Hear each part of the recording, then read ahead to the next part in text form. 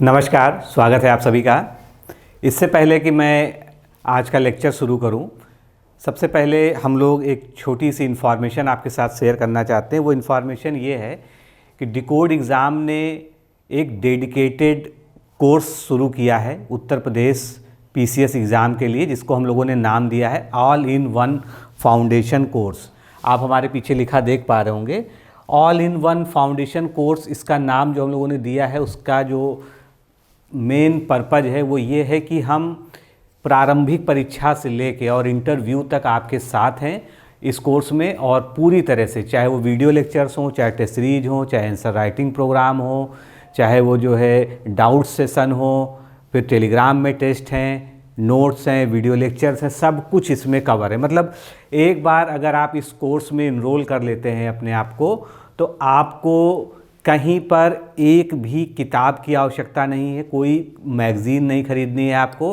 पूरी तरह से सब कुछ आपको इस कोर्स में ही प्रोवाइड किया जाएगा।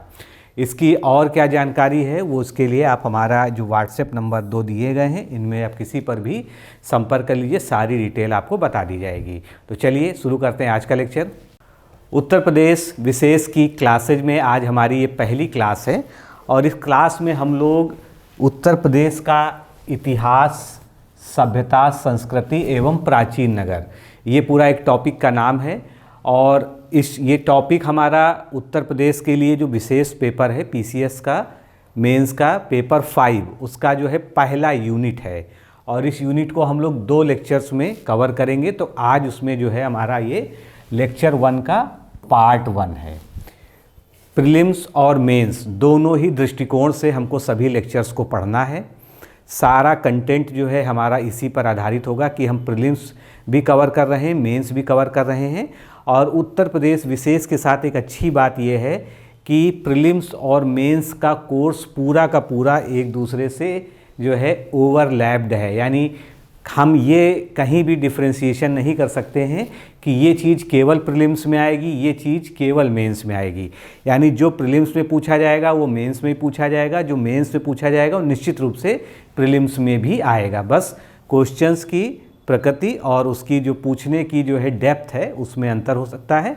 तो जब बीच बीच में हम लोग जो है डिस्कशन में आगे बढ़ेंगे तो हम लोग चर्चा भी करते चलेंगे कि क्या प्रीलिम्स के दृष्टिकोण से महत्वपूर्ण ज़्यादा है और क्या जो है मेंस के दृष्टिकोण से ज़्यादा महत्वपूर्ण है। तो चलिए शुरुआत करते हैं।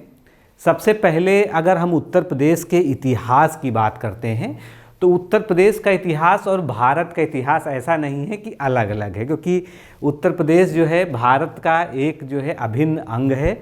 और जिस तरह से हम भारत का पूरा इतिहास पढ़ते हैं 3 पार्ट में, प्राचीन भारतीय इतिहास, मध्यकालीन भारतीय इतिहास और आधुनिक भारतीय इतिहास, ठीक उसी प्रकार से हम उत्तर प्रदेश के इतिहास को भी 3 बड़े भागों में डिवाइड कर सकते हैं। यहाँ पर जो उत्तर प्रदेश के इतिहास की हम बात करेंगे तो उसमें उत्तर प्रदेश में जो है जो उस काल की प्रमुख ऐतिहासिक घटनाएं रही हैं, जो केवल उत्तर प्रदेश से ज़्यादा संबंधित हैं, उन पर हमारा जो है पूरा फोकस होगा, और जो है हमारा केंद्र बिंदु जो है उत्तर प्रदेश का ही इतिहास रहेगा। तो उत्तर प्रदेश का अगर इतिहास की हम चर्चा करें दोस्तों, तो उत्तर प्रदेश का इतिहास जो है लगभग 4000 वर्षों का इतिहास हमको देखने को मिलता है। चाहे हम वैदिक संस्कृति की बात करें या जो है उसके बाद बाकी आगे आने वाली जो है सिंधु घाटी सभ्यता, फिर जो है महाजनपद काल, और उसके आगे जो है जितने भी जो है आधुनिक इतिहास में हम आ जाते हैं। तो इन सभी में अगर हम देखते हैं तो उत्तर प्रदेश चूँकि गंगा और यमुना का दोआब कहा जाता है, गंगा और यमुना जैसी 2 बड़ी जो है महत्वपूर्ण नदियाँ, और जब वैदिक संस्कृति को हम इसमें इंक्लूड करते हैं तो सरस्वती नदी का भी जो है हमको यहाँ पर जो है प्रवाह देखने को मिलता है। ऐसी स्थिति में धार्मिक रूप से महत्वपूर्ण होने के साथ साथ ही उत्तर प्रदेश सांस्कृतिक रूप से भी बहुत ही महत्वपूर्ण है। और चूँकि लगभग भारत के मध्य में स्थित होने के कारण इसको मध्य देश के नाम से जो है, कुछ लोग इसको ब्रह्मर्षि देश भी कहते थे, तो मध्य देश के नाम से जो है प्राचीन विवरण इसका मिलता है।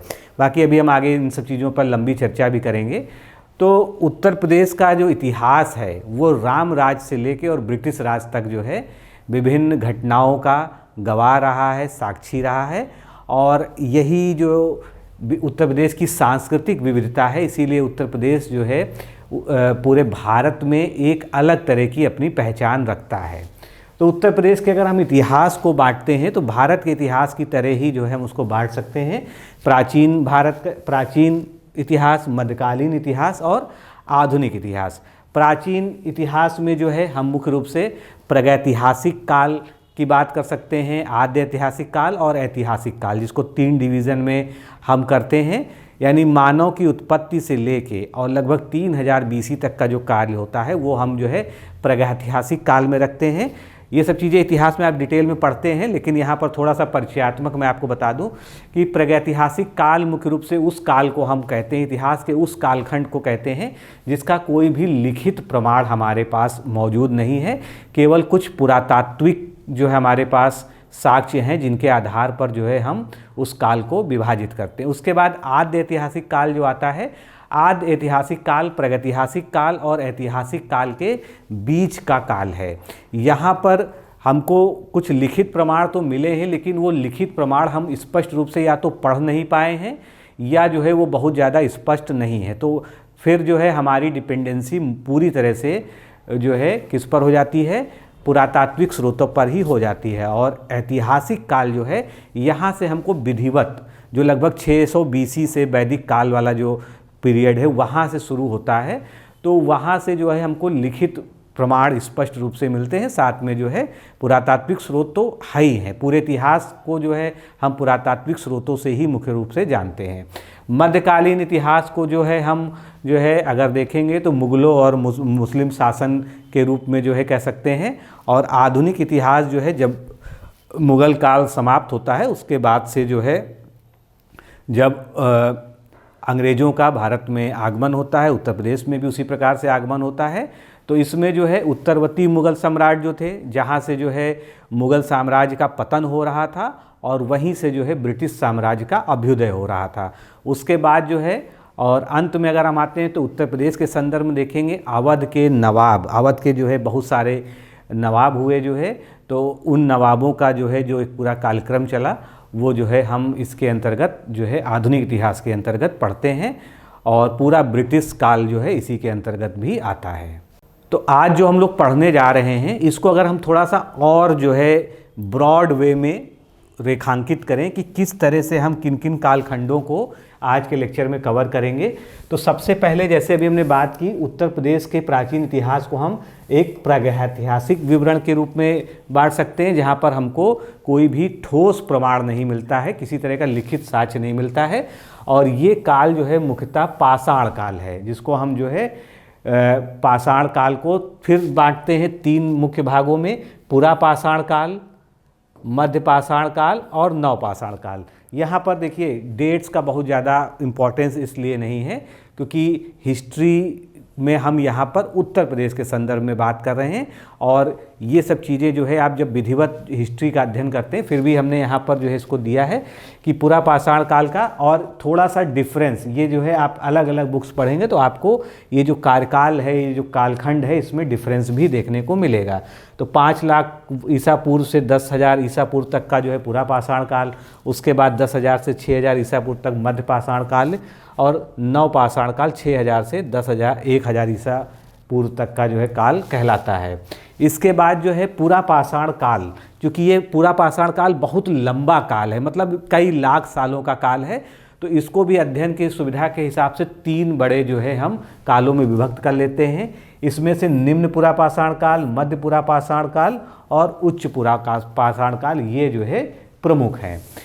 फिर उसके बाद अगर हम ऐतिहासिक विवरण की बात करते हैं तो ऐतिहासिक विवरण में हम लोग मुख्य रूप से सिंधु घाटी सभ्यता, जो कि हम बहुत वेल नोन तरीके से इतिहास में हम पढ़ते भी हैं और यहाँ पर हम उत्तर प्रदेश के संबंध में पढ़ेंगे। उसके बाद जो है वैदिक सभ्यता आती है। वैदिक सभ्यता को आप लोग 2 भागों में मुख्य रूप से बांटते हैं, ऋग वैदिक काल और उत्तर वैदिक काल। ऋग वैदिक काल जो है पुराना वाला काल है, मतलब वैदिक काल की सभ्यता की शुरुआत वाला है, और उत्तर वैदिक काल जो है जहाँ पर वैदिक सभ्यता खत्म हो रही है। फिर महाजनपद काल आ जाता है। महाजनपद, जैसा कि आप जानते हैं कि 16 महाजनपद भारत में जो है थे उस समय, और इनमें से 8 महाजनपद उत्तर प्रदेश में अकेले थे। तो यानी उत्तर प्रदेश में महाजनपद काल का एक अच्छा खासा महत्व है और इसको हम लोग थोड़ा सा डिटेल में यहाँ पर लेंगे। फिर धार्मिक आंदोलन पूरे देश में शुरू हुआ और उसमें जो है दो विचारधाराएं या दो धर्म प्रमुख रूप से सामने आए। उत्तर वैदिक काल के बाद बौद्ध धर्म और जैन धर्म, इसको हम पढ़ेंगे। फिर इसके बाद जो है मौर्य काल आ जाता है। मौर्य काल में मुख्य रूप से जो है सम्राट अशोक द्वारा जो है उत्तर प्रदेश में जो प्रमुख जो है काम किए गए या जो है जो अभिलेख उनके द्वारा स्थापित किए गए, उन सब चीज़ों पर हम फोकस्ड होकर पढ़ेंगे। फिर मौर्योत्तर काल, गुप्त काल, गुप्तोत्तर काल, और मौर्योत्तर काल को भी जो है हम अगर वंश की दृष्टि से देखें तो शुंग, कर्ण, शक, कुषाण, नागवंश में बांटते हैं। और उसके बाद गुप्तोत्तर काल में अंत में जो है जहाँ पर पुष्यभूति वंश, जिसको वर्धन वंश भी कहते हैं, मौखरी वंश, गाढ़वाल वंश, और इसके बाद जो है कन्नौज का जो त्रिपक्षीय संघर्ष होता है।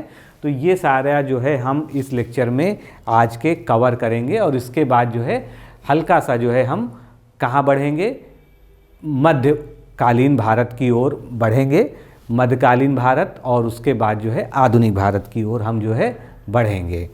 तो अगर हम उत्तर प्रदेश के प्रमुख प्रागैतिहासिक स्थलों की बात करें, जो हमारे प्री हिस्टोरिक आर्कियोलॉजिकल साइट्स हैं उत्तर प्रदेश में, क्योंकि यहाँ से प्रश्न आपके प्रीलिम्स में भी बनते हैं और मेंस में भी बनते हैं।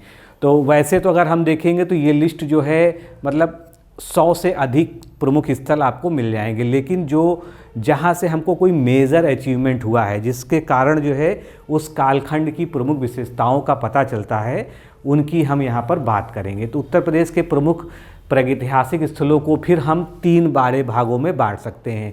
एक जो है पुरापाषाण कालीन जो है स्थल जो है, इनको हम पेलियोलिथिक साइट्स बोलेंगे इंग्लिश में। उसके बाद मध्यपाषाण कालीन स्थल, जिनको हम मीजोलिथिक बोलेंगे, और उसके बाद नवपाषाण कालीन स्थल, जिसको हम नियोलिथिक साइट्स कहेंगे।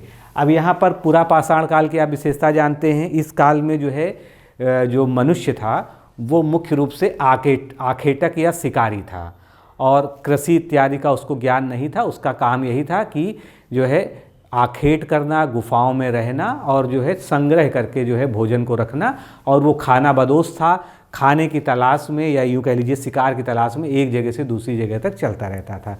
उसके बाद जो है जब मध्यपाषाण काल की हम बात करते हैं तो मध्यपाषाण काल में मानव में थोड़ी सी स्थिरता आई, और जो है इसने जो है शिकार के साथ ही साथ जो है एक सोशल लाइफ की स्ट्रक्चर यहाँ से शुरुआत हो जाती है। उसके बाद नवपाषाण काल में पूरी तरह से मानव सोशलाइज हो जाता है, कृषि का विकास होता है, और जो है बिल्कुल जो है धीरे धीरे जो है जो आज का नया समाज है उस तरफ जो है मानव का विकास होता है। तो ये जो है केवल इसका एक मोटा जो है अनुमान था कि किस काल में क्या था। अब हम पुरापाषाण काल की अगर हम बात करते हैं उत्तर प्रदेश में, तो इसमें बेलन नदी घाटी, ये जो है क्योंकि जितनी भी नदियां हैं, नदियों को सभ्यताओं का पालना कहा जाता है। तो जितनी भी बड़ी सभ्यताएं या जो भी साइट्स कहीं पर मिलती हैं वो किसी न किसी प्रमुख नदी के किनारे मिलती है। कई साइट्स ऐसी मिली हैं जहां पहले कभी नदी बहा करती थी परंतु आज नहीं है। तो बेलन नदी घाटी, उसके बाद इस यहीं पर जो है लोहदा नाला है प्रयागराज में ही, सिंगरौली घाटी मुख्य रूप से सोनभद्र में है, और चंदौली ये जो है इसकी जो है चकिया तहसील एक जो है तो ये चंदौली ज़िले में है। फिर मध्यपाषाण कालीन अगर प्रमुख स्थल की हम बात करें तो सराय नाहर राय, मतलब प्रतापगढ़ इसमें जो है सबसे ज़्यादा है। प्रतापगढ़ में सराय नाहर राय, महदहा और दमदमा, ये 3 स्थल हो जाएंगे। इसके बाद चौपानी मांडो ये प्रयागराज में है, और लेखैया ये जो है आपका प्रयागराज में है। फिर नवपाषाण काल की तरफ अगर हम बढ़ेंगे तो महगढ़ा और पंचो, उसके बाद कोल्डीवा आपने नाम सुना होगा जहाँ से कृषि के साक्ष्य मिले हैं। फिर लहुरा दे जहाँ से कृषि के प्राचीनतम साक्ष्य मिलते हैं, संत कबीर नगर में है ये, और झूसी प्रयागराज में। तो इन स्थलों को हम थोड़ा सा डिटेल में पढ़ेंगे इनके महत्व के साथ में। एक चीज़ आप जरूर देख रहे होंगे कि जितने भी चाहे पुरापाषाण कालीन स्थल हों, मध्यपाषाण कालीन हो, नवपाषाण कालीन हो, वो जो है जो उनकी स्थिति है वो जो मध्य गंगा घाटी कहा जाता है, ये वाला एरिया जो है मध्य गंगा घाटी में इनका मतलब प्रयागराज, प्रतापगढ़, कौशाम्बी, भदोही, मिर्ज़ापुर, वाराणसी, चंदौली, सोनपुर, जौनपुर, इनके जो है एक जो यहाँ पर जितनी भी जो है यहाँ पर सोन नदी, बेलन नदी, तो इनके आसपास का जो एरिया है इसमें जो है बहती, मतलब जो है गंगा की जो सहायक नदियाँ हैं और यमुना की सहायक नदियों के, इसीलिए इसको मध्य गंगा घाटी का नाम दिया गया है। तो ये जो है उत्तर प्रदेश में क्या पूरे देश में अगर देखा जाए तो पुरातत्व की दृष्टि से बहुत ही महत्वपूर्ण है।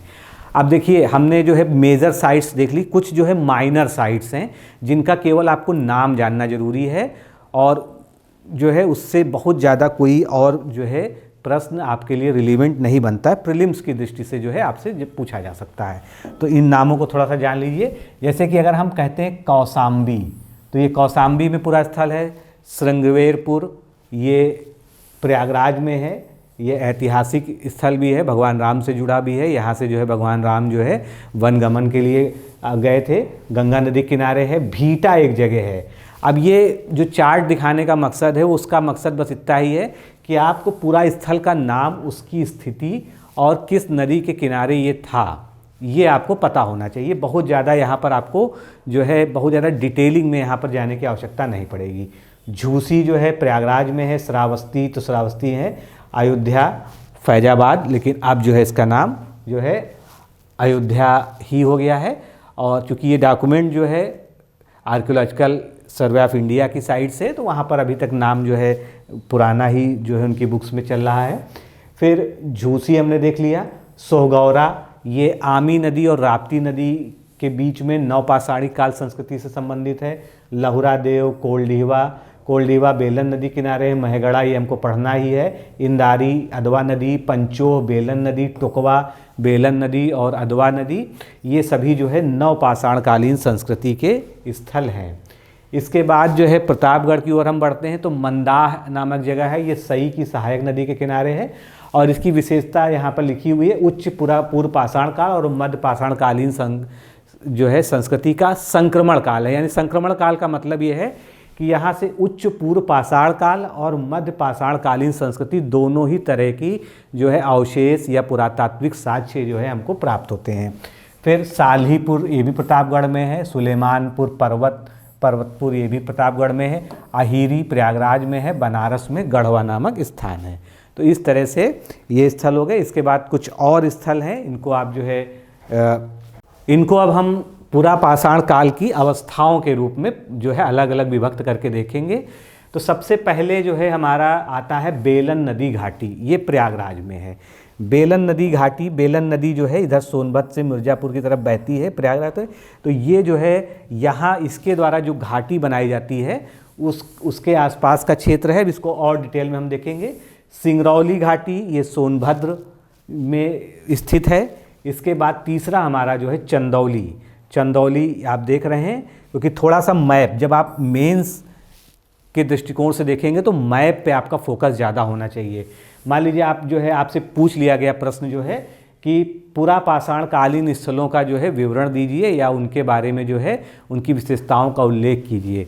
तो आप जो है आपको एक अगर आप यूपी का मैप बना सके, उसमें आपने चंदौली दिखा दिया, मिर्ज़ापुर दिखा दिया, सोनभद्र दिखा दिया, वहीं पर आपने बेलन नदी दिखा दिया, तो एग्ज़ामिनर को आप पे इतना विश्वास हो जाएगा कि आपने रटा नहीं है, आपको ये भी पता है कि इसकी अवस्थिति कहाँ है। तो ये तीन प्रमुख जो है स्थल हैं। इनमें सबसे पहले हम बेलन नदी घाटी की अब हम चर्चा करने जा रहे हैं। तो चूँकि बेलन नदी घाटी या कोई भी नदी घाटी की बात करेंगे तो थोड़ा सा उत्तर प्रदेश का अपवाह तंत्र तो हमको पढ़ना ही है, वो एक अलग चैप्टर है।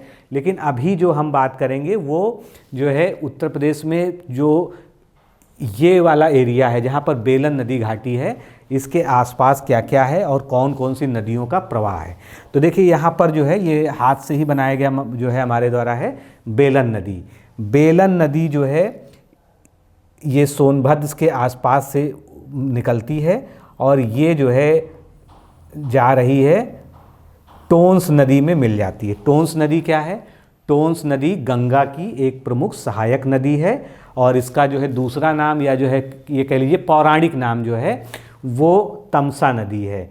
तो ये मैहर मैहर धाम भी है मध्य प्रदेश में। मैहर के निकट तमसा कुंड से इसका जो है ये निकलती है और ये उत्तर प्रदेश की सीमा पर से अंदर आते हुए जो है प्रयागराज के पहले इसमें बेलन नदी आकर मिल जाती है और उसके बाद जो है ये प्रयागराज के संगम के थोड़ा सा आगे जाके उसमें मिल जाती है। तो ये बेलन नदी मुख्य रूप से उत्तर प्रदेश में सोनभद्र का जो पश्चिमी भाग है वहाँ से उसकी उत्पत्ति होती है। अगर आपको मैप पे हम देखेंगे तो ये जो है यहाँ से जो है इसका ये उत्पत्ति होगी और ये जो है इस तरह से प्रयागराज तक जो है जाएगी। इसके बाद जो है अगर आपसे कभी ये पूछ लिया जाए कि बेलन और टोंस नदी ये दोनों आपस में कहाँ मिलती हैं, तो देवघाट नामक एक स्थान है, वहाँ पर जो है इन दोनों का संगम होता है। राष्ट्रीय राजमार्ग संख्या 27 के पास ये है और यह बेलन नदी के जो दोनों छोर हैं वहाँ से बहुत सारे पुरातात्विक जो है हमको सामग्रियाँ प्राप्त हुई हैं, पुराने साक्ष्य प्राप्त हुए हैं, इसीलिए इसका जो है बहुत ज़्यादा महत्व है। अब इसको जो है आप एक यूपी के प्रॉपर मैप पर अगर हम देखेंगे तो ये देखिए बेलन नदी यहाँ से जा रही है, सोन नदी इस तरह से आती है, ये भी जो है गंगा नदी मिलती है, टोंस नदी का ये इस तरह से जो है प्रयागराज में जाती है और ये बेलन नदी इसमें जाकर ये मिल जाती है। तो इस तरह से ये अब सारी नदियों का अफवाह समझने की आवश्यकता यहाँ बहुत ज़्यादा नहीं है, बस हमको ये एरिया देखना है कि बेलन नदी घाटी जो है क्या है। सोन नदी की जहाँ तक बात करें तो सोन नदी जो है इसका उद्गम कहाँ से होता है, सेसा कुंड जो अमरकंटक की पहाड़ियाँ वहाँ से निकलती है, मिर्ज़ापुर और सोनभद्र जिलों से होते हुए प्रवाहित होते हुए ये आगे बिहार की तरफ बढ़ जाती है और बिहार में जाकर ये गंगा नदी में जाकर ये मिल जाती है। तो ये जो है इसका हो गया। अब इसके बाद जो है हम बेलन नदी घाटी के बारे में थोड़ी सी चर्चा कर लेते हैं कि बेलन नदी घाटी का पुरातात्विक महत्व क्या है। तो ये पूरे देश की प्रागैतिहासिक काल की जो है सबसे पुराने स्थलों में से इसकी गिनती होती है और इसका जो उत्खनन कार्य था वो प्रोफेसर जी.आर. शर्मा के द्वारा किया गया था। तो ये नाम याद रखिएगा, ये आपके प्रीलिम्स के दृष्टि से बहुत ही महत्वपूर्ण है। ये प्रयागराज के जो है प्रोफेसर जी.आर. शर्मा थे, इनके ही निर्देशन में हुआ था। इसकी सबसे बड़ी विशेषता क्या है, अगर आपसे पूछ लिया जाए कि बेलन नदी घाटी को इतना ज़्यादा पुरातात्विक महत्व क्यों दिया जाता है, तो यहाँ से पुरापाषाण काल, निम्न पाषाण काल, मध्य पाषाण काल और उच्च पुरापाषाण काल, यानी पुरापाषाण काल की जो तीनों अवस्थाएं हैं उनके तीनों के यहाँ से हमको साक्ष्य प्राप्त होते हैं। यहाँ से बहुत सारे जीवाश्म मिले हैं और क्वार्ट्ज से मिले जो है कई सारे उपकरण भी मिले हैं। बेलन घाटी में ही जो है एक नाला बहता है जिसको लोहदा नाला कहते हैं। लोहदा नाला क्यों फेमस है, लोहदा नाला से एक मातृ देवी की प्रतिमा प्राप्त हुई है। आप मेरे पीछे जो चित्र देख रहे हैं ये जो है बहुत स्पष्ट तो नहीं है, कुछ लोग इसको कुछ जो है जो मतलब विदेशी जीवाश्म शास्त्री हैं वो कहते हैं कि ये जो है किसी हथियार का जो है आगे का हिस्सा लगता है, फलक जैसा, या जो है जो भाले का आगे का जो है पार्ट होता है। लेकिन हमारे यहाँ जो जितने भी इतिहासकार हैं, खासकर जो है इलाहाबाद विश्वविद्यालय के निर्देशन में जो ये पूरा उत्खनन कार्य हुआ था, तो उनके द्वारा स्पष्ट रूप से जो है इसको मातृ देवी की प्रतिमा माना गया है और ये 17,000 वर्ष पुराना जो है इसका आकलन किया गया है। तो ये जो है 17,000 वर्ष पुरानी भारत में प्राप्त हुई एक लौती मूर्ति है, इसको ध्यान रखिएगा, ये बहुत ही महत्वपूर्ण तथ्य है। आगे बढ़ते हैं, अब हम चर्चा करेंगे सिंगरौली घाटी की। तो सिंगरौली घाटी कहाँ पर है, सिंगरौली घाटी सबसे पहले आपको पता होना चाहिए, सिंगरौली घाटी सोनभद्र में है और उसी के साथ जो है जो चंदौली है वो चंदौली में क्या है, चकिया है, चकिया तहसील है चंदौली ज़िले में। इन दोनों का जो पुरापाषाणकालीन अवशेष मिले हैं, मुख्य रूप से यहाँ से हमको बहुत तरह के औजार प्राप्त हुए हैं पुरापाषाण काल के, जैसे सल्ख है, गड़ासा है, खंडक है, हस्तकुठार है, तो ये सभी जो है हमको यहाँ से प्राप्त हुए हैं।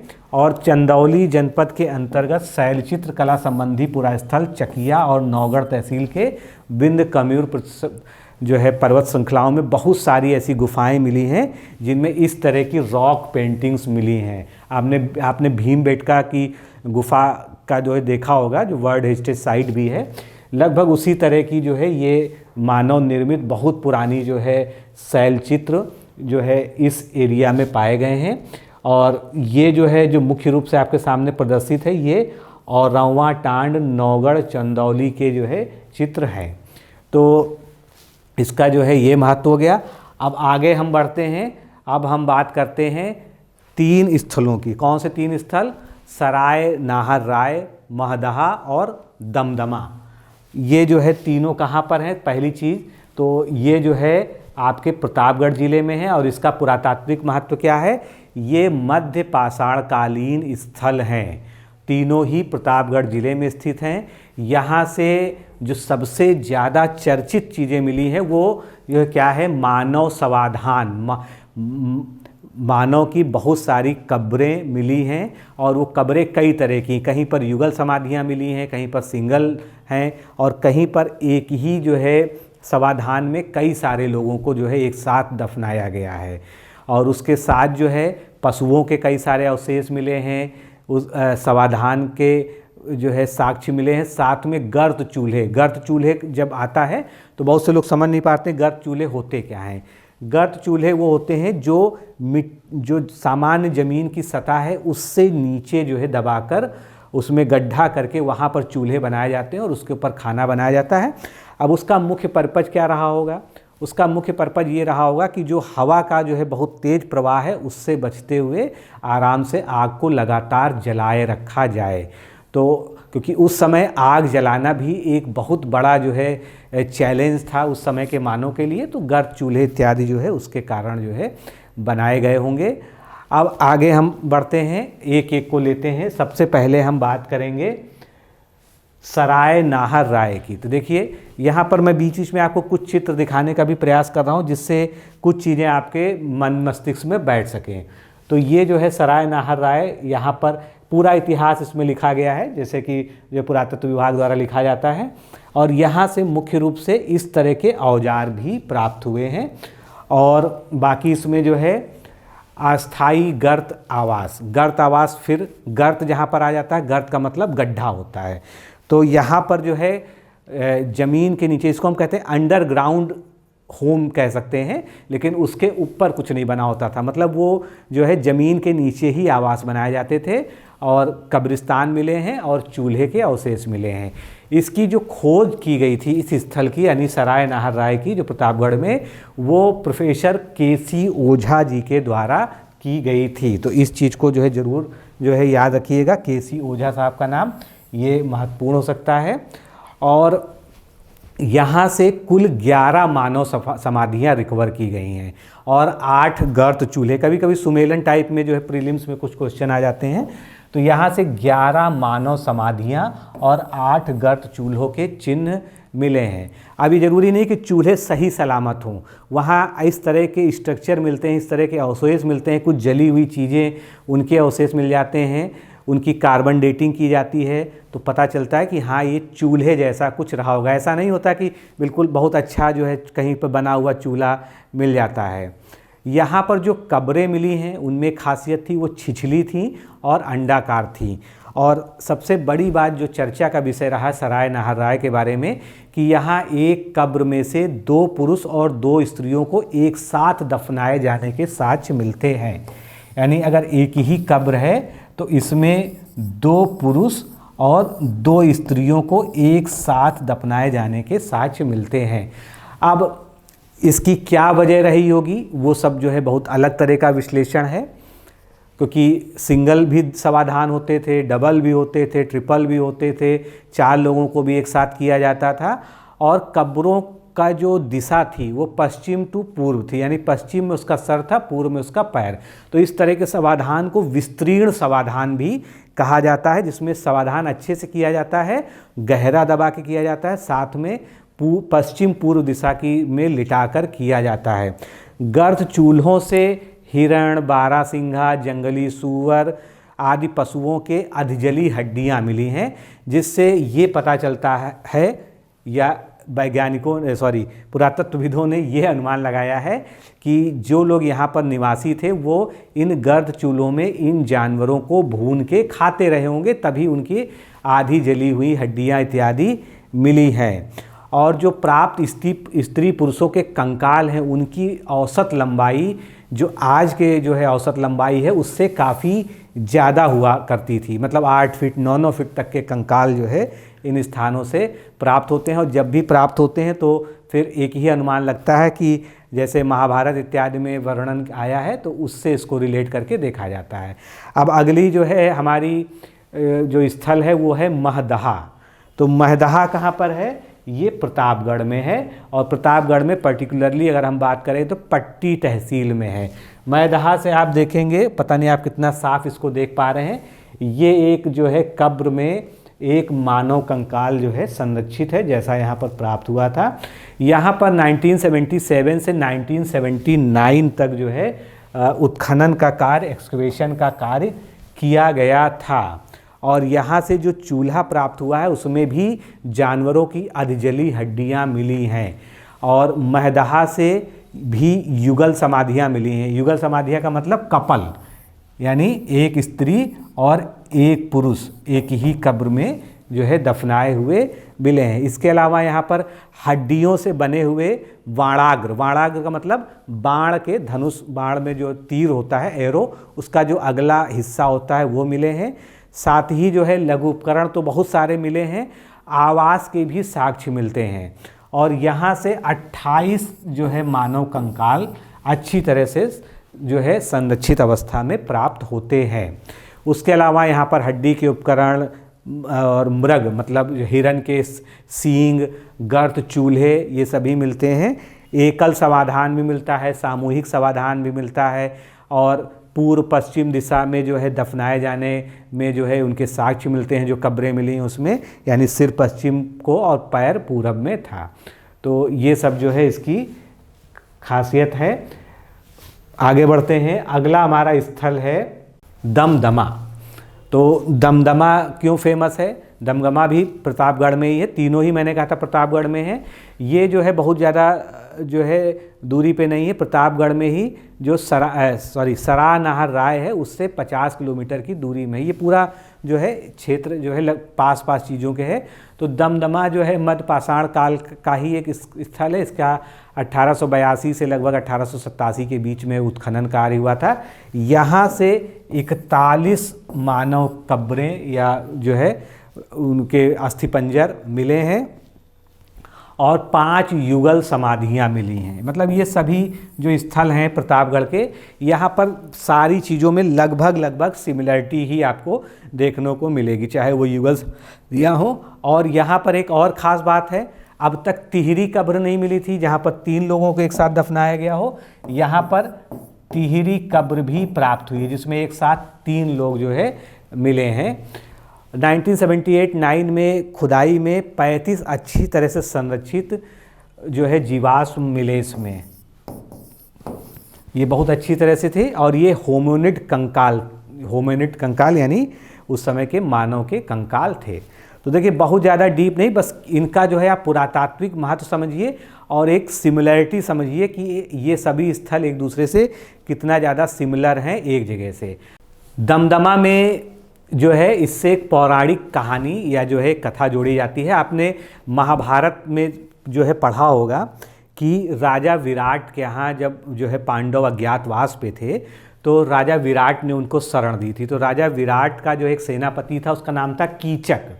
तो कीचक ने जो है द्रौपदी के साथ कुछ अभद्रता की थी, तो भीष्म ने जो है उसका वध कर दिया था। और उसी के साथ में जो है बहुत सारे जो है और भी सैनिक और जो है जो लोग भी लड़ाई हुई उसमें युद्ध में मारे गए थे।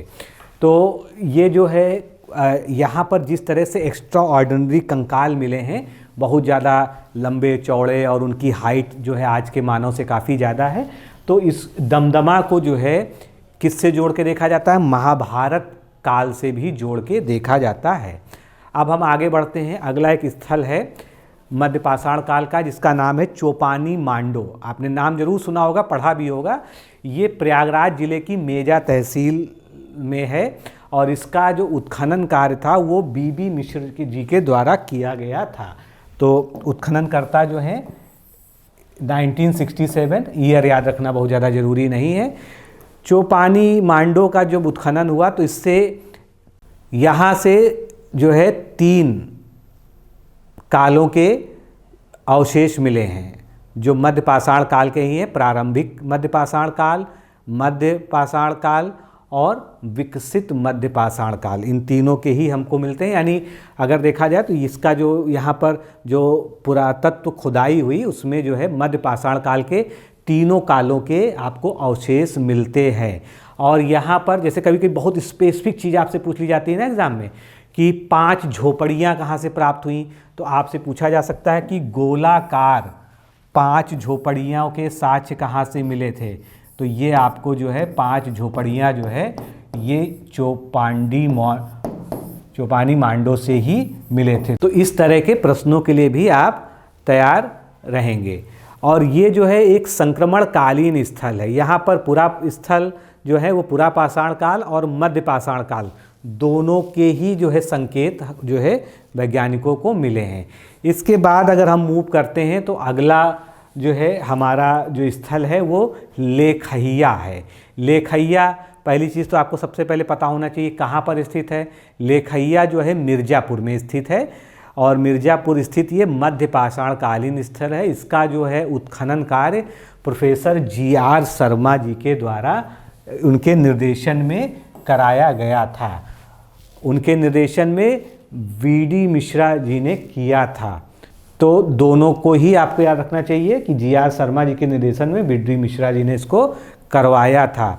ये उत्तर प्रदेश का एक ऐसा पूरा पाषाण कालीन स्थल है जहाँ से सबसे अधिक संख्या में मानव कंकाल आज तक प्राप्त हुए हैं। तो ये भी जो है एक महत्वपूर्ण बिंदु है। इस स्थल से 17 मानव कंकाल प्राप्त हुए हैं। और कालक्रम के हिसाब से देखें तो पूरा पाषाण कालीन स्थल जो है ऐसा है ये जहाँ से सबसे ज़्यादा जो है प्राप्त हुए हैं। अब जो है मिर्ज़ापुर में 50 से अधिक जो है साइट्स हैं, आर्कियोलॉजिकल साइट्स, जिनका अगर हम नाम लेंगे तो बहुत ज़्यादा हो जाएंगे। इनमें से कुछ जो प्रमुख हैं उनके बारे में हम खाली नाम पढ़ लेते हैं, उनके बारे में अभी छोटे छोटे विवरण भी हम देख लेंगे। मोरहना पहाड़, बगही खोर, कुंडी डीह, महुली, लोना माटी, मझगवा, कपासी कला, भदऊ कला, लेखैया, ये सभी जो है प्रमुख हैं। अब ये जो मोरहना पहाड़ है ये मिर्ज़ापुर में है निश्चित रूप से, और जैसा कि नाम से स्पष्ट है ये पहाड़ पर ही स्थित है। यहाँ से इस तरह के शैल चित्र भी गुफाओं में मिले हैं। इसका जो उत्खनन कार्य है वो एक डॉक्टर राधाकांत वर्मा जी हैं, उनके द्वारा कराया गया था और इन्होंने ही मोरहना पहाड़ और बगरी खो शिलाश्रयों का उत्खनन जो है करवाया था। अब यहाँ से मुख्य रूप से क्या मिले हैं, बहुत सारे मध्य पाषाण काल के उपकरण प्राप्त हुए हैं। छोटे छोटे ज्यामितीय आकार वाले उपकरण, मृदभांड और उसके अलावा जो है लघु उपकरण जो है प्राप्त हुए हैं। तो यहाँ से जो है देखने पर 5 संस्तरों के जो है मृदभांड प्राप्त होते हैं। अब बहुत ज़्यादा डिटेलिंग में जाने की ज़रूरत नहीं है, इतना ही यहाँ पर पर्याप्त है इसके बारे में। फिर आता है बगही खो। तो बगही खोर जो है ये मोरहना पहाड़ के पूर्व में उसी के बगल में ही लगभग 1 किलोमीटर की दूरी पर स्थित है। इसका जो उत्खनन कार्य है वो डॉक्टर RK वर्मा के द्वारा कराया गया था। वहाँ अब यहाँ पर देख लीजिए इस तरह से पाषाण कालीन जो है उपकरण प्राप्त हुए हैं। ये आप जान ही रहे शिकार के और काटने फाड़ने के काम आते थे जो है। यहाँ से मृदभांडों की संख्या जो है ज़्यादा मात्रा में प्राप्त हुई हैं और लघु पाषाणकालिक उपकरण भी यहाँ से पर्याप्त संख्या में मिले हैं। यहाँ एक विस्तीर्ण समाधान भी मिला। विस्तीर्ण समाधान के बारे में अभी हमने चर्चा की थी कि पश्चिम पूरब की दिशा में जो है रखकर जो है समाधान जो किया जाता है और थोड़ा सा डीप खोद के अच्छे से दफनाया जाता है। और उनके साथ में जो है प्राचीन मान्यताएं जैसे विभिन्न संस्कृतियों में रही हैं कि मरने के बाद भी जो है उनके आगे काम आएंगे आगे की जर्नी में। तो बहुत सारे बर्तन हैं उनके काम की चीज़ें, जैसा मिस्र वगैरह में भी हमने देखा है जब मम्मीफाई करके रखते थे, तो वो सब जो है पाए गए हैं। और जो विस्तीर्ण का मतलब ही है किस पश्चिम और पूर्व की दिशा में जो है उसको किया गया है। अब आगे बढ़ते हैं। मध्य पाषाण काल के स्थल हमारे यहाँ पर ख़त्म होते हैं। वैसे तो बहुत सारे हैं लेकिन सभी नहीं कवर करने हैं हमको। अब हम उत्तर प्रदेश के नवपाषाण कालीन स्थलों की बात करते हैं। नवपाषाण कालीन स्थल ज़्यादा पूछे जाते हैं इनका, क्योंकि महत्व भी ज़्यादा है।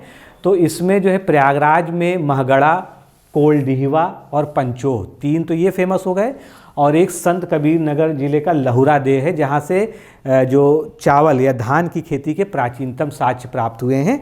आप लोग इस रूप में जो है इसको ज़रूर जानते होंगे। तो सबसे पहले अब महगढ़ा की बात करते हैं। महगढ़ा जो है नवपाषाण कालीन स्थल है, क्योंकि हम लोग वही पढ़ ही रहे हैं। प्रयागराज की मेजा तहसील के पास पहाड़ी क्षेत्र में बेलन नदी के दाहिने तट पर जो है ये स्थित है, और प्रयागराज से अगर इसकी दूरी देखी जाएगी तो ठीक ठाक दूरी पे 85 किलोमीटर पर है।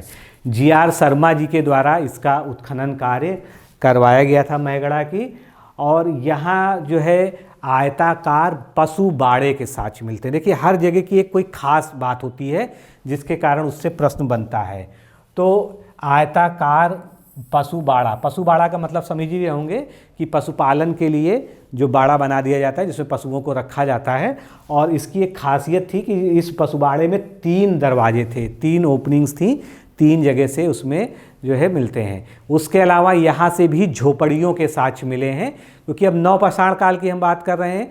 तो जब नवपाषाण काल में आते हैं तो मानव जो है एक जगह टिक के रहना शुरू हो गया था। तो यहाँ से जो है झोपड़ियों के भी साक्ष्य मिलते हैं। लगभग 20 झोपड़ियाँ जो है यहाँ से मिली हैं। उसके अलावा यहाँ पे धान की कृषि के संकेत मिले हैं, लेकिन वो संकेत ही हैं, वो बहुत ज़्यादा स्पष्ट साक्ष्य नहीं हैं।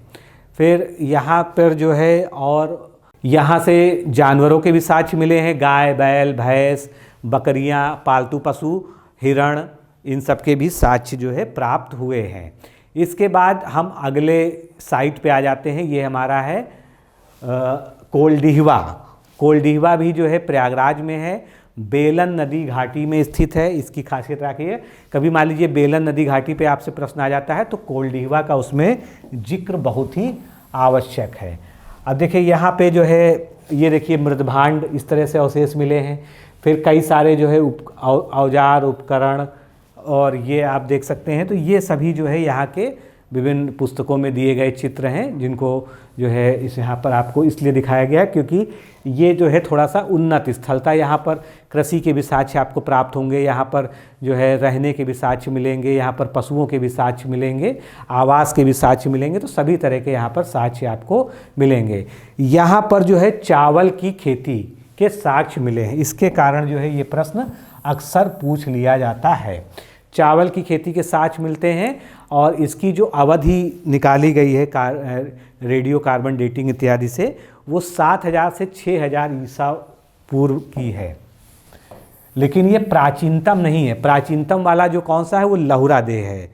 यहाँ से नवपाषाणिक स्थल के साक्ष्य तो है ही है, साथ साथ जो है ताम्र पाषाण काल और लौह संस्कृति, यानी जो है हम और नीचे जो है वैदिक सभ्यता की ओर जो बढ़ रहे हैं और सिंधु घाटी की सभ्यता की ओर बढ़ रहे हैं, तो उस तरफ के भी साक्ष्य यहाँ से प्राप्त होते हैं। और घोड़े की हड्डियाँ यहाँ से मिली थी, जिस कारण जो है ये चर्चा में रहा था स्थल। यहाँ से घोड़े की हड्डियाँ भी जो है प्राप्त हुई थी। अगला स्थल आ जाता है लहुरा देव। लहुरा देव जो है ये संत कबीर नगर जिले में है। संत कबीर नगर बस्ती और गोरखपुर के बीच में जो है राजमार्ग के किनारे पर है। कभी उधर से गुजरिए तो लहुरा देव आप देख भी सकते हैं। ये जो है वहाँ पर एक जगदीशपुर गांव है संत कबीर नगर जिले में, और विकास खंड जो ब्लॉक है समरियावा, क्योंकि मैं भी उसी क्षेत्र का हूँ तो मुझे इसके बारे में अच्छा आइडिया है। ये भी एक नवपाषाण कालीन स्थल है, और इसकी सबसे बड़ी विशेषता जो बताई जाती है कि ये जो है यहाँ पर कृषि के अंतर्गत धान की खेती या चावल की खेती के अभी तक के प्राचीनतम साक्ष्य प्राप्त हुए। सबसे प्राचीन स्थल यही माना गया है। 9000 से 8000 ईस्वी पूर्व का जो है इसका इतिहास मिलता है। और अब आपके मन में जिज्ञासा होगी कि क्या मिलता है आखिर, तो आप ये देख सकते हैं, ये सभी जो आप स्ट्रक्चर देख रहे हैं ये धान के बीज हैं, मतलब जिनको हम धान कह सकते हैं। ये सब धान है, इन्हीं को नाप कर इन्हीं की जो है कार्बन डेटिंग करके जो है इनका पता लगाया जाता है। इस तरह से ये प्राप्त होते हैं। बाकी बहुत सारे यहाँ से औजार भी मिले हैं पाषाणकालीन, और मिट्टी मृत्तिका शिल्प यानी मिट्टी के बने बर्तन और उससे बनी और आकृतियाँ मिलते हैं, और कहीं कहीं पर यहाँ पर गेहूँ से के भी साक्ष्य हमको मिलते हैं। तो दोस्तों इस तरह से हम जो है अब पाषाण काल से आगे बढ़ते हैं। अब हम जो है आते हैं सिंधु घाटी सभ्यता की ओर। तो सिंधु घाटी सभ्यता जो है भारत इतिहास का जो दूसरा कालखंड कहलाता है, आद्य ऐतिहासिक काल, प्रोटो हिस्टोरिक पीरियड, उसमें इसको रखा जाता है। और इसको कांस्य युग या ब्रॉन्ज युग भी कहते हैं, क्योंकि यहाँ पर कांसे की जो है शुरुआत हो गई थी, और जो है तांबा और टिन मिलाकर कांसा बनाने की कला मानव ने सीख ली थी। सिंधु घाटी सभ्यता हम लोग बहुत शुरुआत से मतलब प्रारंभिक कक्षाओं से पढ़ते हुए चले आ रहे हैं। इसका बहुत ज़्यादा महत्व भी है भारतीय उपमहाद्वीप में। तो सिंधु घाटी सभ्यता का महत्व इसलिए है कि ये जो है सबसे बढ़िया नगरीय सभ्यता के रूप में विकसित सभ्यता थी जो आज तक प्राप्त हुई है। ये वाली जो है एक आइकॉनिक मूर्ति जो है आप देखते होंगे, ये पुजारी राजा की मूर्ति जो बताई जाती है जो यहाँ से प्राप्त हुई है। उसके अलावा एक नर्तकी की कांस की प्रतिमा ये प्राप्त हुई है। और यहाँ से तो इतना कुछ प्राप्त हुआ है, इतने सारे स्थल हैं जो पूरे भारत में फैले हुए हैं, लेकिन हमको उत्तर प्रदेश के संदर्भ में अपने डिस्कशन को लेकर चलना है। तो ये जो है ताम्र पाषाणिक काल है, जिसको हम चालकोलिथिक पीरियड या चालकोलिथिक एज भी कह सकते हैं, और ये कांस्य युगीन सभ्यता है, और ये जो है दक्षिण एशिया की पहली नगरीय सभ्यता के रूप में भी जानी जाती है। अब ये जो है इसका जो विस्तार मिलता है, जितना भी हमको जानकारी मिल पाई है उसके अकॉर्डिंग जो है त्रिभुजाकार इसका जो है स्थान होता है। आपने सुना होगा ये है सुत कांगेडोर, ये जो है पाकिस्तान में आज की डेट में है। फिर यहाँ पे आपको कहीं मिलेगा मांडा जम्मू कश्मीर में, इससे आप इसको ये जोड़ दीजिए। फिर इसके बाद जो है इसका अगला स्थल है दैमाबाद, जो सबसे नीचे इधर पाया जाता है। दैमाबाद जो है यहाँ कहीं पर है महाराष्ट्र में। उसके बाद आलमगीरपुर, ये जो है ये राखीगढ़ी है, यहीं पर जो है इसके पास में यहाँ पे आ जाते हैं आपके उत्तर प्रदेश के मेरठ में। तो इस तरह से जो है कुछ इसका विस्तार हमको देखने को मिलता है भारत में। और उसके अलावा इसमें मतलब सैकड़ों स्थल अब तक तो खोजे जा चुके हैं, और उसमें बहुत ज़्यादा चीज़ें प्राप्त हुई हैं। इनका बहुत ज़्यादा विवरण यहाँ पर अभी फ़िलहाल पढ़ने की आवश्यकता मुझे नहीं लगती है। रेडियो कार्बन डेटिंग की अगर हम बात करेंगे तो इसकी जो आयु है उसमें भी भिन्नता है। 3500 से 1300 के BC के बीच में आकी जाती है।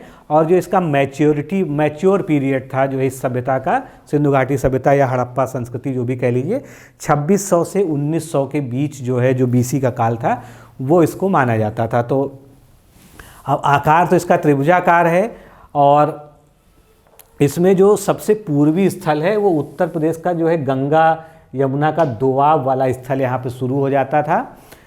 और सिंधु घाटी सभ्यता के जितने भी स्थल उत्तर प्रदेश में मिले हैं, अभी कुछ स्थलों की हम चर्चा करने जा रहे हैं, वो सभी मुख्य रूप से पश्चिमी उत्तर प्रदेश में, पूर्वी उत्तर प्रदेश में या मध्य में कोई नहीं है। सब जो है अभी तक जितनी खोजें हुई हैं वो सभी पश्चिमी में हैं।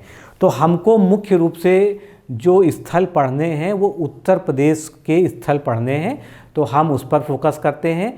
उत्तर प्रदेश के जो स्थल हैं उनको एक नज़र हम देख लेते हैं कौन कौन से हैं। आलमगीरपुर की हमने बात की, ये मेरठ में है। सनौली जो है अभी कुछ वर्षों पहले ही खोजा गया है, इस पर पूरी एक जो है वेब सीरीज बनी हुई है, देखिएगा, सलोनी या मिस्टीरियस करके जो है इसका टाइटल है। और बहुत अच्छे से उसमें प्रेजेंट किया गया है कि वहाँ पर किस तरह से रथ मिले हैं, बड़े बड़े पहिए हैं उसमें, और जो है किस तरह से राजाओं की समाधियाँ मिली हैं। तो बहुत अच्छे से उसमें वर्णन किया गया है। अगर आप थोड़ा सा भी इतिहास में इंटरेस्टेड हैं तो ये बागपत में है। हुलास नामक जगह है सहारनपुर में। फिर मांडी आता है मुजफ्फरनगर में।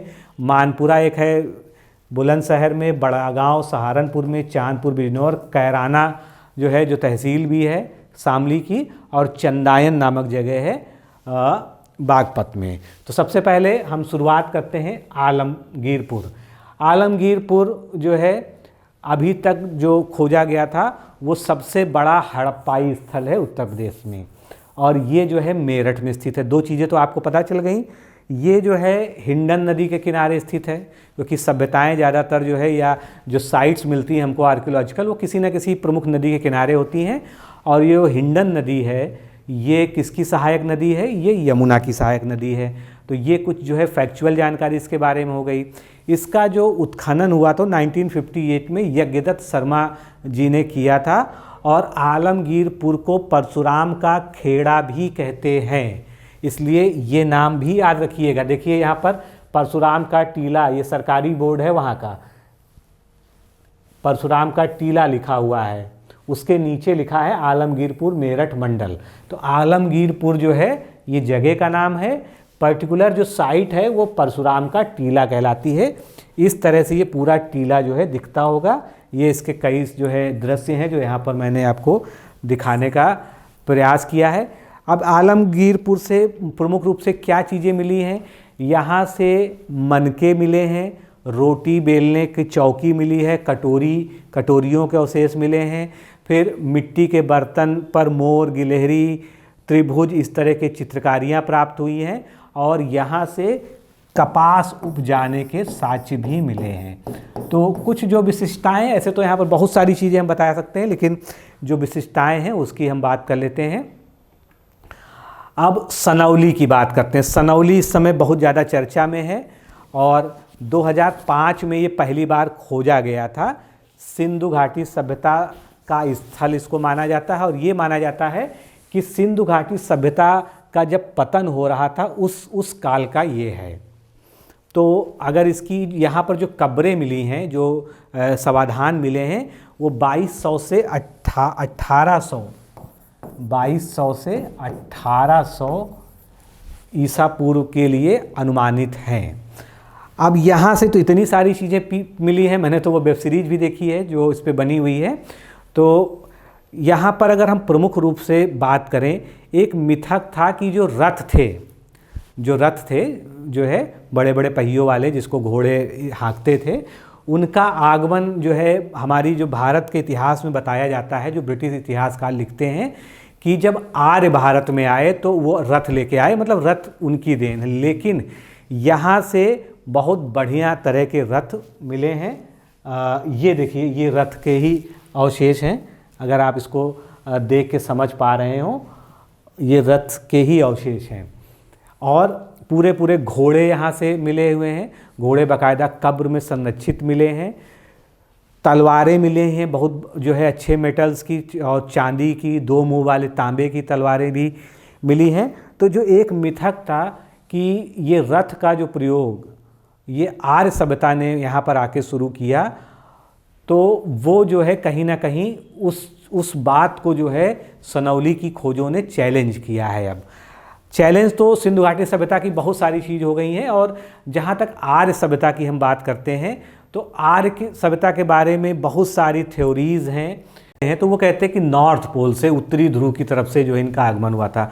कुछ लोग कहते हैं कि ये यूरोप से आए थे, कुछ लोग कहते हैं मध्य एशिया से इनका प्रवास भारत में हुआ था। वहीं पर जो बहुत सारी रिसेंट रिसर्चेज हैं वो ये कहती हैं कि आर्य कहीं से बाहर से नहीं आए थे, भारत के जो मूल निवासी थे वो ही आर्य थे, और आर्य जो है कहीं बाहर से नहीं आए थे। तो हालांकि ये अभी वाद विवाद का विषय है, और जितने जो है इसके पक्ष विपक्ष में साक्ष्य मिलते जाएंगे उतनी चीज़ें स्पष्ट होती जाएंगी। तो इतिहास चूँकि साक्ष्यों पर, खोजों पर निर्भर करता है, तो जैसे जैसे साक्ष्य मिलते जाते हैं वैसे वैसे जो है थ्योरीज़ में इम्प्रूवमेंट होते जाता है, या ज़रूरत होती है तो थ्योरीज़ बदलती भी जाती हैं। तो सनौली में लगभग 177 मानव कंकाल मिले हैं। बहुत सारी सोने के कंगन, सोने के पूरे जैसे खजाने हम देखते हैं ना, उस तरह के खजाने पूरे दबे हुए मिले हैं। और यहाँ पर कुछ ताबूत मिले हैं, और ऐसे जो है कुछ मतलब कुछ बहुत सामान्य सी कब्रें मिली हैं, कुछ शाही टाइप की कब्रें मिली हैं, रॉयल टाइप की। तो ये भी अनुमान लगाया जाता है कि जैसे किसी राजवंश के जो है लोगों को यहाँ पर दफनाया गया हो। अभी इस पे रिसर्च जारी है, लेकिन फिर भी जो इतिहासकार हैं वो प्रारंभिक तौर पे इसको महाभारत काल से भी जोड़ के देखते हैं कि चूँकि ये हस्तिनापुर के काफ़ी करीब है तो हो सकता है जो है कि ये महाभारत से जो है इसका कोई डायरेक्ट कनेक्शन रहा हो।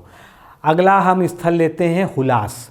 हुलास जो है कहाँ पर है, ये सहारनपुर में है और ये हुलास के साथ ही बड़गांव, नसीरपुर, अम्बाखेड़ी जो है यहाँ ये सब सहारनपुर के ही स्थल हैं, यहाँ से मिल चुके हैं। अगला हमारा स्थल है हुलास। हुलास जो है ये सहारनपुर में है। सहारनपुर में बहुत सारे और स्थल मिले हैं सिंधु घाटी सभ्यता के, जैसे बाड़गांव है, नसीरपुर, अम्बाखेड़ी, यहाँ पर लिखा हुआ है आप देख सकते हैं। ये उत्तरवर्ती सिंधु सभ्यता का स्थल है। उत्तरवर्ती का मतलब सिंधु सभ्यता का जब पतन माना जाता है कि सिंधु सभ्यता खत्म हो रही थी और वैदिक सभ्यता वहाँ से प्रारंभ हो रही थी, तो उस समय का स्थल ये माना जाता है। यहाँ से चना, रागी, मटर, मृदभांड, चावल की कृषि के साक्ष्य और इसके अलावा एक जो सबसे महत्वपूर्ण जिसको हम रेखांकित करना चाहेंगे वो ये है कि गारे से बनी ठोस ईंटों के चिन्ह यहाँ से मिले हैं, जो अभी तक जो है किसी भी मतलब उत्तर प्रदेश में पाई गई सिंधु घाटी सभ्यताओं के स्थलों से जो है संकेत इस तरह के नहीं मिले हैं। हुलास के बाद अगर हम बात करें तो कई सारे छोटे छोटे स्थल हैं, उनको दो दो लाइन में हम लोग समझ लेते हैं। एक तो बड़ा गांव की है, ये सहारनपुर में स्थित है जैसा हमने कहा था, यहाँ से मनके, बर्तन इत्यादि के साक्ष्य मिले हैं। इसके बाद एक सकतपुर है, ये यमुना के किनारे है और सकतपुर में जो है तांबी की बनी कुठार मतलब कुल्हाड़ी, चूड़ियाँ, मुष्टिका, सिलबट्टे, जीवाश्म, मनके इत्यादि मिले हैं। फिर बहुत सारी चीज़ें मिली हैं, सबको याद करने की आवश्यकता नहीं है। स्थल में रूप से आपको पता होना चाहिए मांडी। मांडी जो है मुजफ्फरनगर जिले में स्थित है, यहाँ से बड़ी भारी मात्रा में आभूषण प्राप्त हुए हैं। फिर एक जगह है मानपुरा। मानपुरा ये बुलंदशहर में स्थित है। स्थिति जरूर याद रखिएगा जो प्रीलिम्स के पॉइंट ऑफ व्यू से महत्वपूर्ण है। यहाँ से खिलौने और चूड़ियाँ इत्यादि मिली हैं। फिर एक जगह है चांदपुर, ये बिजनौर का हड़प्पाई स्थल है और यहाँ से तांबे के बर्तन प्राप्त होते हैं। अब यहाँ पर जो ये चित्र हैं ये सब भी देखते चलिएगा, ये इसी से रिलेटेड हैं कि किस तरह के जो है बर्तन इत्यादि के टुकड़े और ये सब जो है इन स्थलों से प्राप्त हुए हैं। तो चलिए सिंधु घाटी सभ्यता का उत्तर प्रदेश में जो विस्तार था वो उसको यहाँ तक सीमित करते हैं। अब हम आगे जो है देखेंगे वैदिक सभ्यता में चलते हैं। वैदिक कालीन सभ्यता का उत्तर प्रदेश में क्या महत्व रहा है, क्या जो है विस्तार रहा है। तो वैदिक कालीन सभ्यता को हम दो मुख्य कालखंडों में बांटते हैं। पहला कालखंड है ऋग वैदिक काल, जो जिस समय में ऋग्वेद लिखा गया था, या इसको जो है पूर्ववर्ती वैदिक सभ्यता भी कहते हैं, यानी जो शुरुआती वैदिक सभ्यता थी वो 1500 से 1000 BC के मध्य का काल माना जाता है। और उत्तर वैदिक काल जो है ये 1000 से लेके 600 BC तक का काल माना जाता है। वैदिक सभ्यता मुख्य रूप से आर्य सभ्यता भी कहलाती है और माना जाता है कि सिंधु घाटी सभ्यता के बाद जो है भारत में जब आर्यों का आगमन हुआ, और आर्यों के बारे में थ्योरी वही है जिसका भी हमने जिक्र भी किया था कि आर्य जो है कहीं ना कहीं पश्चिम से, यूरोप से, मध्य एशिया से, उत्तरी ध्रुव से, कई सारी थ्योरीज हैं, वहाँ से आए थे और उन्होंने आकर भारत में जो है अपना निवास स्थल बनाया। वैदिक कालीन सभ्यता आप लोगों ने पढ़ा भी है, एक ग्रामीण सभ्यता मानी जाती है। सिंधु घाटी सभ्यता कैसी थी, नगरीय सभ्यता थी। और ये जो आर्य लोग आए, जैसा कि कहा जाता है कि आर्य लोग आए, तो इन्होंने सप्त सिंधु प्रदेश जो है वहाँ पर सबसे पहले अपना निवास उसके आधार पर आसपास बनाया। जैसे सिंधु नदी, सतलज नदी, झेलम नदी, मतलब जो 7 सिंधु, जिनको सप्त सैंधव प्रदेश प्रांत भी कहते हैं, तो उस जगह पर उन्होंने अपना पूरा जो है पहले आवास और सभ्यता का विस्तार किया। उसके बाद जो है जब पंजाब वाले रीजन से उनकी शिफ्टिंग धीरे धीरे जो है मध्य भारत की तरफ हुई, यानी गंगा यमुना दोआब की तरफ धीरे धीरे ये पढ़ना शुरू हुए। क्योंकि जब ये आए होंगे या भारत के ही मूल निवासी रहेंगे, जो भी थ्योरी जो है सही है, तो पंजाब के आसपास जो है सिंधु, झेलम, चिनाब, रावी, ब्यास, सतलज, सरस्वती, ये सब नदियाँ, सरस्वती नदी उस समय जो है, आज तो पौराणिक महत्व की हो गई, लेकिन उस समय बहती थी। उसका जो है उत्तर प्रदेश में जो है त्रिवेणी में यानी प्रयागराज में संगम भी माना जाता है। तो आर्यों का उत्तर प्रदेश में मूवमेंट कैसे हुआ, ये थोड़ा सा समझने की बात है। शुरुआत तो जो है आर्यों की सप्त सैंधव प्रदेश में हुई, वहाँ से उनकी एंट्री होती है। उसके बाद जो है हम ये देखते हैं, ये सप्त सैंधव प्रदेश है। थोड़ा सा मैप का भी ध्यान रखिएगा, क्योंकि मेंस में आपको अगर आप बना देंगे तो बहुत अच्छा रहेगा। ये जो पूरा है यहाँ पर आप देख रहे हैं, ये सब नदियाँ जो है इसमें सप्त सैंधव प्रदेश है। यहाँ पर इधर से फिर गंगा यमुना इनका आ जाता है, इससे ऊपर का एरिया पूरा जो है यहाँ पर शुरुआती आर्य माना जाता है कि ये जो है आए थे। अब चाहे इधर से आए थे, इधर से आए थे, वो एक अलग विषय है। इनका फिर धीरे धीरे मूवमेंट उत्तर प्रदेश की तरफ हुआ। उत्तर प्रदेश की तरफ मूवमेंट की वजह थी, क्योंकि जब आर्य आए, आर्यों ने सभ्यता बसाई, सभ्यता बसेगी तो निश्चित रूप से सभ्यता का विस्तार होगा। तो पहला ये कारण था कि वहाँ पर जो है संसाधन कम पड़ने लगे थे, क्योंकि कम जगह में ज़्यादा आबादी बस गई थी। तो चूँकि सभ्यताएं नदियों के किनारे ही बसती थी, तो सरस्वती नदी को उन्होंने फॉलो किया और सरस्वती नदी के प्रवाह की तरफ वो बढ़ते हुए आए। तो उनकी जो है इधर से धीरे धीरे उत्तर प्रदेश में एंट्री शुरू हुई।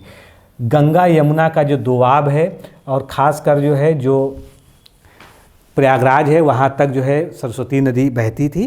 तो गंगा यमुना के दोआब की तरफ जो है उनको प्रेरणा मिली। बहुत सारी और भी इसके बारे में थ्योरीज़ हैं। तो वैदिक काल में उत्तर प्रदेश को मध्य देश के नाम से इसीलिए जाना जाता था, क्योंकि ये जो एरिया था ये मध्य में आता था, तो इसको मध्य देश के नाम से यहाँ पर जाना जाता था। और पद्म पुराण में गंगा यमुना के बीच के प्रदेश को मध्य देश कहा गया है। बाकायदा जो है पद्म पुराण में इसका जिक्र आता है। फिर आर्यों में आपस में संघर्ष, क्योंकि आर्य जो है बहुत ज़्यादा विकसित तो थे नहीं, कबीलियाई लोग थे जो है, तो उनमें आपस में भी शुरुआती आर्यों में संघर्ष शुरू हुआ। तो वो गंगा यमुना चूँकि बहुत ही उपजाऊ ज़मीन थी, यहाँ पर खेती अच्छे से हो सकती थी, यहाँ पर पूरी सभ्यता बस सकती थी। तो गंगा यमुना जो क्षेत्र है इस पे कब्जा करने की दृष्टि से, इस पे आधिपत्य अपना जमाने की दृष्टि से उन्होंने इस तरफ रुख किया। और उसी कारण जो है पहली चीज़ तो धार्मिक आस्था उनकी थी कि सरस्वती नदी यहाँ पर बह रही थी, गंगा यमुना भी जो है यहाँ पर बह रही थी। उसके बाद जो है जो गंगा यमुना का जो ये पूरा मैदानी क्षेत्र है, गंगा यमुना के द्वारा सिंचित, जिसको हम दोआब कहते हैं, वहाँ पर सभ्यता को पलने फूलने के लिए बहुत ज़्यादा जो है पोटेंसी थी, बहुत ज़्यादा वहाँ पर उर्वरता थी। उस वजह से उन्होंने इधर की तरफ कूच किया। उसके अलावा बहुत सारे जो है उल्लेख आप अभी आगे देखेंगे भी। फिर जब आगे जो है महाजनपद काल आता है तो 8 महाजनपद उत्तर प्रदेश में इकट्ठा होते हैं। कौशल, विदेह, ये विदेह तो उत्तरी बिहार की तरफ था, कौशल जो अवध का रीजन आज का है उधर है। तो ये सब जो है, उसके अलावा फिर भगवान राम, भगवान कृष्ण, फिर महाभारत का युद्ध, ये भी उत्तर प्रदेश से संबंधित हो जाता है। तो कुल मिला के 2-3 जो मुख्य कारण है आर्यों के उत्तर प्रदेश की तरफ, यानी मध्य देश जो उस समय प्रचलित था नाम, उस तरफ बढ़ने के, कि यहाँ पर गंगा यमुना सरस्वती का एक पौराणिक महत्व, उसका एक धार्मिक महत्व था। दूसरा जो है यहाँ की ज़मीन बहुत उपजाऊ थी। और तीसरा जो है इसके आगे अगर बढ़ना था, मतलब बंगाल की तरफ, नीचे की तरफ जो है, तो उत्तर प्रदेश को क्रॉस करके ही जो है जाया जाता था। तो ये सभी वजहें रही होंगी जो है। और सरस्वती नदी का जो है सबसे बड़ा, क्योंकि सरस्वती नदी को नदीतात्मा और अन्नवती के नाम से भी उस समय जाना जाता था, सबसे ज़्यादा पवित्र नदी और सबसे ज़्यादा जो है उसके वैदिक सभ्यता में उसका माने होता था। वैदिक काल में जो है उत्तर प्रदेश को, जो आज का उत्तर प्रदेश है, जिसको उस समय मध्य देश का ब्रह्मर्षि देश भी कहा गया। ब्रह्मर्षि देश के नाम से क्यों कहा गया? क्योंकि जितने बड़े बड़े ऋषि मुनि हुए, ऋषि भारद्वाज, वशिष्ठ, विश्वामित्र, वाल्मीकि, याज्ञवल्क्य, इन सभी की भी कर्म भूमि रही उत्तर प्रदेश, इसलिए भी जो है यहाँ पर धार्मिक दृष्टिकोण से उनका आगमन हुआ। वैदिक सभ्यता को जो है लौह संस्कृति के रूप में भी जाना जाता है। वहाँ से लोहे की खोज और उसके आगे जो है उसके विकास की शुरुआत होती है। जो आर्य लोग थे, जिनको श्रेष्ठ कहा जाता था, श्रेष्ठ लोग, वो जो है जब उत्तर प्रदेश या उस समय के जो मध्य देश की तरफ अपना रुख करते हैं, तो उसका एक बहुत बड़ा कारण भी था कि लोहे की खोज और इस तरफ जो है लोहे का ज़्यादा जो है उनको पाया जाना सुगमता से, ये भी एक बहुत बड़े। तो इसका एक प्रमाण हमको मिलता है, वो प्रमाण हमको मिलता है अतरंजी खेड़ा से। अतरंजी खेड़ा उत्तर प्रदेश के एटा ज़िले में है और ये जो है गंगा नदी की सहायिका जो है काली नदी, उसके तट पर स्थित है। इसकी खोज जो है 61-62 के लगभग जो है अलेक्जेंडर कनिंघम के द्वारा की गई थी। कनिंघम ने जो है इसके बारे में कहाँ से जानकारी ली थी, तो एक चीनी यात्री था युआन च्वांग, उसने जो है एक स्थान का उल्लेख किया गया था पिलोशान नामक स्थान, तो उसको जो है अतरंजी खेड़ा से उसको जो है उन्होंने मैच करके देखा था, तो उसके विवरण के हिसाब से मिल रहा था। तो अतरंजी खेड़ा जो है वो तृतीय संस्कृति का समय 1000 से 600 ईसा पूर्व के बीच के काल का निर्धारित किया गया है और यहाँ से लोहे के प्रयोग के स्पष्ट साक्ष्य मिलते हैं।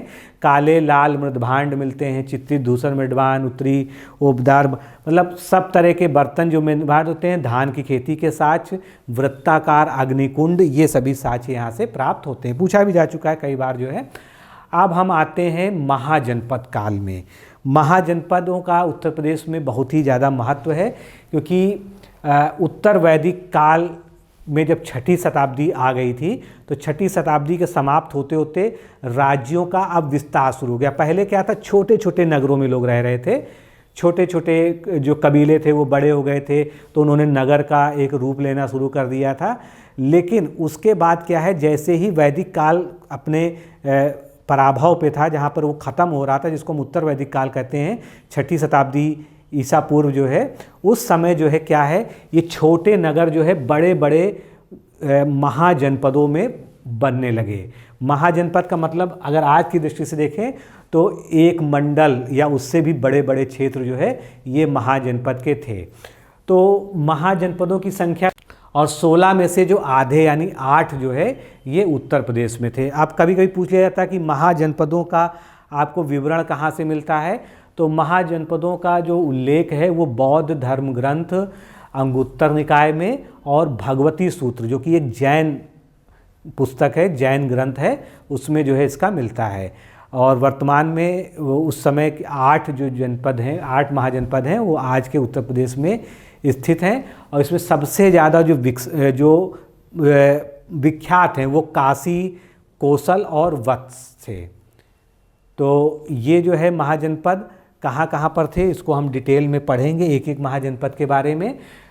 8 के नाम पहले समझ लेते हैं। कुरु महाजनपद, कोसल, पांचाल, सूरसेन, वत्स, मल्ल, काशी और चेदी महाजनपद। यहाँ पर आप देखेंगे तो ये सारे महाजनपद आपको ये मिल भी जाएंगे, जो यहाँ पर डार्क कलर से हैं ये सभी जो है महाजनपद हैं। बाकी और तो कुल 16 महाजनपद थे ही जो है भारत में। तो इस तरह से महाजनपदों का उद्भव जो है वैदिक काल की समाप्ति पर हमको देखने को मिलता है। अब अगर हम महाजनपदों को समझना चाहें कि कौन से जो है महाजनपद उत्तर प्रदेश में आधुनिक उत्तर प्रदेश के ऊपर रखे थे, तो सबसे पहले हम कोसल महाजनपद की बात करते हैं, जिसकी राजधानी श्रावस्ती थी। तो इसमें बहराइच, श्रावस्ती, बलरामपुर, गोंडा, अयोध्या, अकबरपुर, ये सभी जो है इसमें आते हैं और अयोध्या जो है इसका मुख्य जो है बिंदु था। मल्ल महाजनपद की अगर हम बात करें तो कुशीनगर, देवरिया और बिहार का कुछ राज्य इसमें था और कुशीनगर इसकी राजधानी थी। काशी महाजनपद जो आज का बनारस है उसी के आसपास को मिलाकर काशी महाजनपद होता था। वत्स महाजनपद जो है ये इसकी राजधानी कौशाम्बी हुआ करती थी, ये प्रयागराज के आसपास के पूरे क्षेत्र को मिला के बनता था। चेदी महाजनपद ये आधुनिक बुंदेलखंड का हिस्सा है, इसमें ललितपुर, झांसी, महोबा, बांदा, चित्रकूट ये वाला एरिया आता था। इसके बाद पांचाल जो है, जो जहाँ से पांचाली या द्रौपदी का संबंध आप लोग जानते हैं, इसकी अहिछत्र राजधानी हुआ करती थी। बरेली, बदायूं, फर्रुखाबाद वाला जो एरिया है वो इसमें आता था। फिर सूरसेन महाजनपद, इसकी राजधानी मथुरा थी, तो मथुरा के आसपास के एरिया। कुरु महाजनपद, इंद्रप्रस्थ इसकी राजधानी थी, इसमें बागपत, मेरठ, गाजियाबाद, गौतम बुद्ध नगर वर्तमान का आता है। तो इस तरह से जो है ये एक, अगर हम एक स्ट्रक्चर के तौर पे, कभी मान लीजिए आपसे लिखने को इस पर प्रश्न आ जाएगा, तो आपको एक मैप ड्रॉ करके उत्तर प्रदेश का मोटा मोटा रेखा चित्र जो है, और उस पर जो है आपको इसके बारे में थोड़ा सा बताना चाहिए। सपने ये सिर्फ आंखों में पलने वाले ख्याल नहीं होते, बल्कि हर एक सपना कहता है एक कहानी। कभी संघर्ष की तो कभी विश्वास की, और कभी उस जज्बे की जो असंभव को भी मुमकिन बना देता है। सपने वो बीज हैं जो आपकी मेहनत और विश्वास से एक दिन तब्दील हो जाते हैं एक बड़े वृक्ष में। लेकिन क्या सिर्फ मेहनत ही काफी है? सपनों को सच करने के लिए मेहनत के साथ चाहिए सही दिशा और सही मार्गदर्शन, और यही दिशा देता है डिकोड एग्जाम। 2025 के यूपी पीसीएस हेतु डिकोड एग्जाम लेकर आया है online all in one course UP PCS foundation course 2025, जिसमें शामिल है प्रीलिम्स और मेंस का स्टैंडर्ड बुक्स और एनसीईआरटी बुक्स पर आधारित गुणवत्तापूर्ण एवं एग्जाम ओरिएंटेड बाइलिंगुअल नोट्स और वीडियो लेक्चर, प्रीलिम्स और मेंस के सभी प्रीवियस ईयर पेपर्स के वीडियो लेक्चर्स, ताकि कोर्स लेने वाले किसी विद्यार्थी को कोई भी बाहरी पुस्तक या नोट्स ना पढ़ने पड़े। प्रीलिम्स और मेंस की टेस्ट सीरीज एवं answer writing program, telegram group में regular topic wise test, CSAT, निबंध तथा सामान्य हिंदी की कक्षाएं। हमारे कोर्स में मेंस परीक्षा में सफल होकर इंटरव्यू देने वाले विद्यार्थियों को इंटरव्यू की भी तैयारी कराई जाएगी, और अंतिम परिणाम चाहे कुछ भी हो, उनकी पूरी फीस उन्हें उपहार स्वरूप वापस कर दी जाएगी। इंटरव्यू में असफल विद्यार्थी यदि आगे तैयारी करना चाहेंगे तो उन्हें हमारे साथ निःशुल्क तैयारी का अवसर दिया जाएगा। उल्लेखनीय है कि डिकोड एग्जाम संस्थान विगत वर्षों में अपने सफल कार्यकाल में 55 से अधिक विद्यार्थियों को विभिन्न परीक्षाओं में अंतिम सफलता दिलाने में अपना सफल योगदान दे चुका है। याद रखिएगा, जब मेहनत सही दिशा में होती है तो कोई भी सपना अधूरा नहीं रहता। यह कोर्स आपके हर कदम पर आपका साथी है, आपके सपने को सच करने के लिए। हम यहाँ हैं आपके सपनों को पूरा करने के लिए। यह सिर्फ कोर्स नहीं है, बल्कि आपकी उम्मीदों, आपके संघर्षों को और आपके परिवार की प्रार्थनाओं को एक आकार देने का जरिया भी है। इस कोर्स की फीस 15,000 रुपए निर्धारित की गई है, परंतु पहले प्रवेश लेने वाले 100 विद्यार्थियों को 3,000 रुपए की विशेष छूट उपलब्ध होगी। अधिक जानकारी के लिए हमारे संस्थान के नंबर 6307495944 एवं 9506742546 पर संपर्क करें।